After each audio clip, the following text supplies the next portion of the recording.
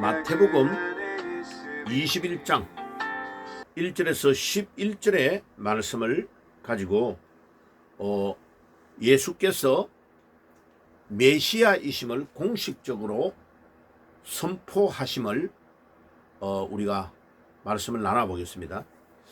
자, 이 본문은 예수님께서 예루살렘으로 올라가시는데 이 예루살렘으로 올라가셔서 바로 십자가를 지시는 상황입니다.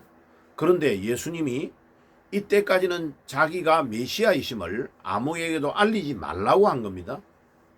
그런데 감람산 벳바게에서 예수님이 두 제자를 건너편 마을로 보내가지고 거기에 가면 나무에 매달려 있는 나귀와 나귀 새끼가 있을 것인데 그것을 이렇게 끌고 오이라고 말하는 거죠. 누가 물어보면 주가 쓰시겠다고 하라, 이렇게 대답하는 거죠. 자, 그러니까 우리 인간적으로 보면 참 너무 황당한 주님의 명령이죠. 왜냐하면 주인 누구한테 내가 연락해놨으니까 그 주인에게 가서 예수님이 말씀하신 대로 나귀를 끌고 가도 되겠습니까? 이렇게 물어보고 끌고 가게 해야 되잖아요. 그런데 예수님께서 모든 것들을 생략하고 거기에 나귀와 나귀 새끼가 매여 있을 건데 그걸 끌고 오느라, 끌고 올 때에 누가 물어보면 주께서 쓰신다고 해라, 이렇게 말씀하시는 거죠. 자, 그런데 이제 거기에서 우리가 여러 가지를 얻을 수 있는 교훈은 뭐냐면 로마서 11장 36절에 보면 이는 만물이 주에게서 나오고 주로 말미암고 주에게로 돌아간다. 예, 이게 하나님의 절대적인 주권을 우리가 인정할 때에 이 로마서 11장 36절을 굉장히 중요하게 생각하는 구절입니다. 그죠?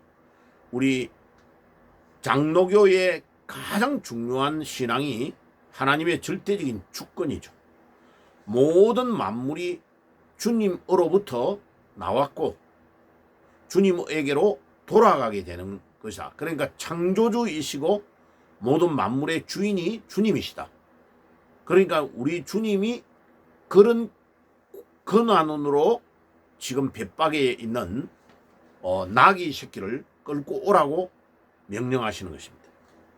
그 다음에 히브리서 11장 3절에 보면 믿음으로 모든 세계가 하나님의 말씀으로 지어진 줄을 우리가 안다고 했습니다. 믿음이 없으면 이것을 이해하지 못하는 거죠. 그리고 골로새서 1장 16절에 보면 만물이 다 그로 말미암고 그를 위하여 창조되었다. 이 우주의 모든 삼라 만상이 우리 주님을 위하여 만들어져 있는 것이다 하는 것을 분명히 말씀해 주고 있습니다. 그래서 마태복음 21장 3절에 주가 쓰시겠다고 하라, 이 절대적인 명령은 창조주이신 하나님이 아니면 내릴 수 없는 명령인데 메시아이신 예수님이 지금 그 권위로 명령을 하고 있는 것입니다. 자, 그 다음에 이제 나귀 새끼를 데리고 와서 예수님이 나귀 새끼를 탑니다. 그런데 이게 그냥 순간적으로 예수님이 생각한 순간적인 생각이 아니고 스가랴서 9장 9절에 예수님보다 520년 먼저 태어나서 활동했던 선지자 스가랴가 메시아가 이 땅에 오셔서 나귀 새끼를 탈 것인데 그 스가랴 9장 9절에 뭐라고 예언해놨냐면은 그분은 왕이시며 그는 공의로우시며 세 번째 그는 구원을 베푸시며 네 번째 겸손하시기 때문에 나귀 새끼를 타신다고 기록되어 있습니다. 안 그러면요, 뭐 말 한 두 마리만 멋진 백마를 탁 해가지고 마차를 동원해서 왕이 타고 와야 될 거 아니에요. 그래 뽐때 나게 해야 되는데 예수님은 천지 만물을 창조하신 창조주시고 주인이신데 그렇게 안 하고 예수님께서 나귀 새끼를 타고 겸손한 모습으로 지금 예루살렘으로 입성하시는 것입니다. 이거는 스가랴서 9장 9절의 예언을 성취하기 위해서 그렇게 하고 있는 예수님의 겸손한 모습입니다.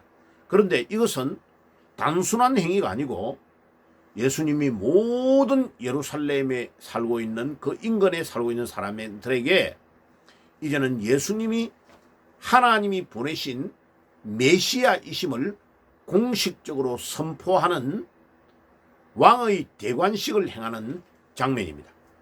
이제 그렇게 하고 예수님이 십자가에 못 박혀 돌아가서야 구약에 예언되어져 있는 모든 것들이 성취되기 때문에 예수님이 이 일을 다 이제 드러내어 자신이 누구다는 것을 보여주고 있는 것입니다. 이 아주 나귀 새끼를 타고 하는 이 광경은 굉장히 중요한 예수님의 행위입니다. 예, 그래서 우리 예수님의 겸손함은 빌립보서 2장 5절에서 7절에 보면 그는 근본 하나님의 본체시나 하나님과 동등됨을 취할 것으로 여기 아니하시고 오히려 자기를 비어 종의 형체로 오셨다. 그래 자기를 비운다는 헬라어 단어의 뜻이 뭐냐면 자기의 특권과 특전을 포기한다는 뜻입니다.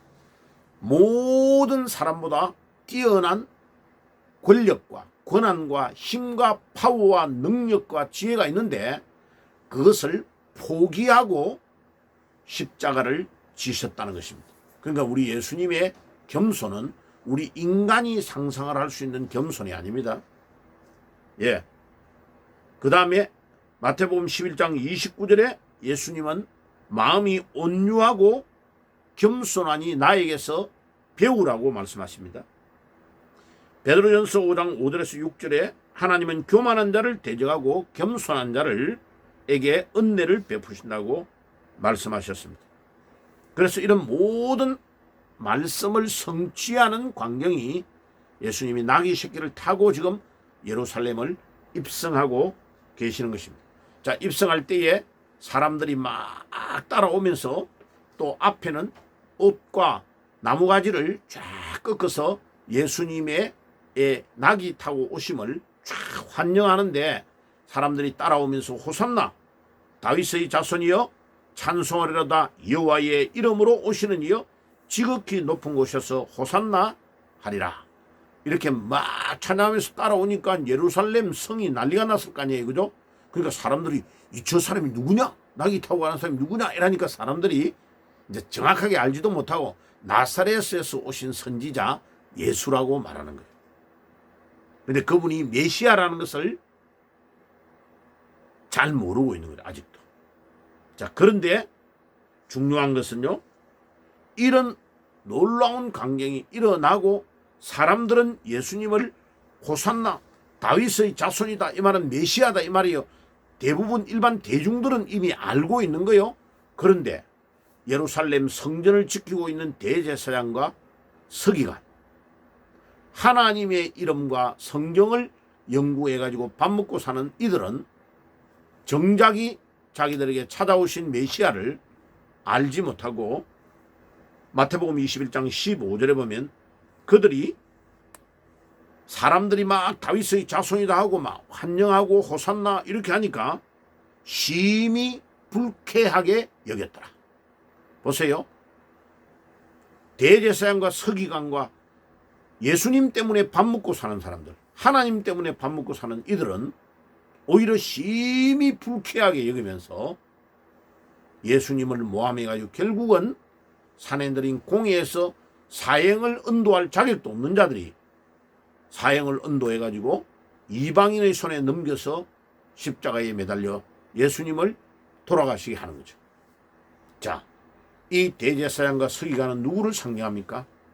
지금도 총회장, 교황, 신부, 우리 개신교로 말하면 목사님, 장로님, 교회의 기득권을 가지고 있는 그들이 오히려 믿음 생활을 잘하는 사람들을 방해하고 반대하고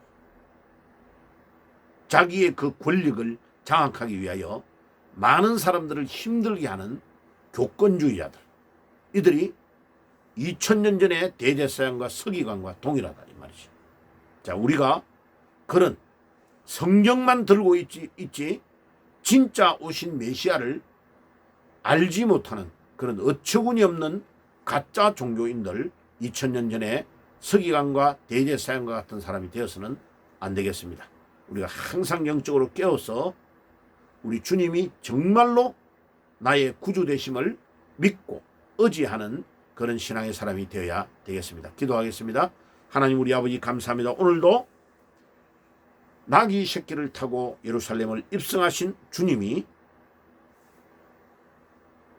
선지자들에 의해서 예언되어졌던 메시아시며 그리스도시며 그분이 왕이심을 일반 대중들은 알았지만 대제사장과 서기관들은 알지 못하고 결국은 십자가에 못 박는 일을 주동적으로 역할했습니다.